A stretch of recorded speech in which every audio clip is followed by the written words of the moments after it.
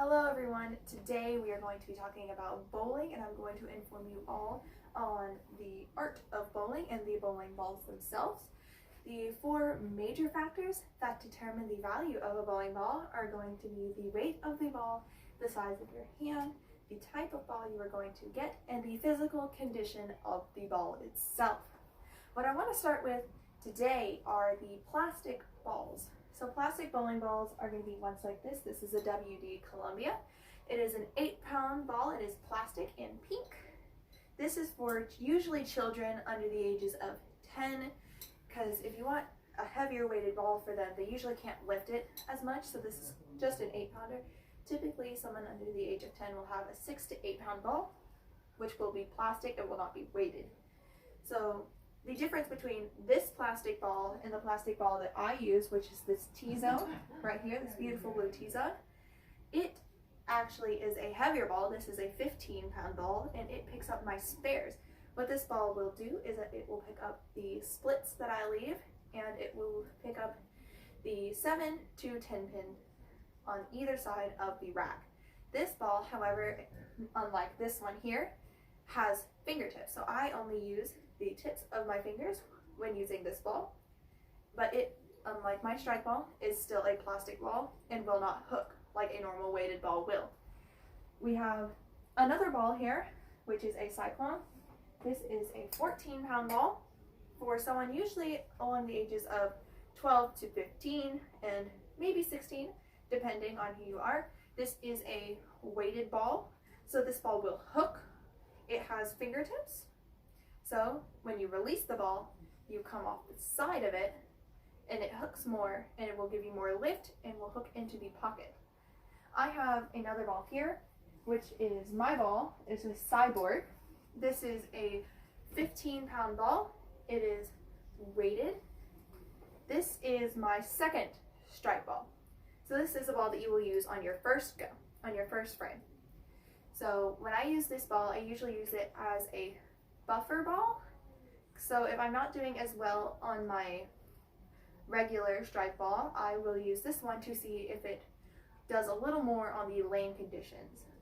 So we'll talk about my main ball here, which is my Savage. This ball is a weighted ball. It's 15 pounds. This is a professionally rated symmetrical axis ball. So this is a almost $300 ball. It is a professional grade ball. It is a very good quality ball. I love it very, very much. It has fingertips and the span of this ball fits my hand very well, which is where we're talking about hand size now. So hand placement is very, very important, because if you get a ball where it's not spaced correctly, you could end up either hurting yourself or hurting the ball. So you really want to make sure that your hand is drilled to you specifically. So what I want to talk about now are lane conditions, which usually most bowling alleys will take very good care of their lanes. They lay something out on the lanes called oil, and there are different oil patterns. So different oil patterns are going to affect balls differently. Like with this one, if you had an oil pattern, this one will not hook. It does not matter what kind of oil is out on the lanes, it will not hook. But with my Savage here, if I had a long oil pattern, which means the oil goes out to the end of the lane, this ball will have a lot of trouble gripping the lane and hooking, because this is a matte finish ball. If you get a ball that is a glossy finish, like this ball here is a gloss finish, it will hook a little more on oil than it would on dry lanes. You usually have a medium to a short pattern on a regular lane like you would at Hijinks and Jonesboro. So Jonesboro usually has about a medium length, which is about 40 to 35 feet, depending on, the lane and who owns it. It will usually, once you reach that, it'll grip the lane that is dry and it will hook. And that's where you get your hook from. My ball, my Savage, will hook more on a shorter pattern, which means there's more dry lane to attach to. What I want to talk about are my wrist brace here. This is to help with breaking the wrist.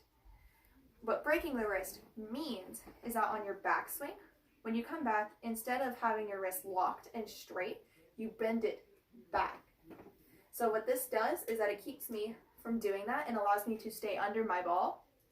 This brace ranges from $20, depending on what kind of brace you get, to I think about $50. And all of this really depends on what type of ball you're getting. This WD here, this is a beginner ball, so it is probably going to range about $70 to $50. My Savage, like I said, is a professional grade symmetrical axis ball. It is almost $300. So you really want to pay attention to price and the quality of the ball itself.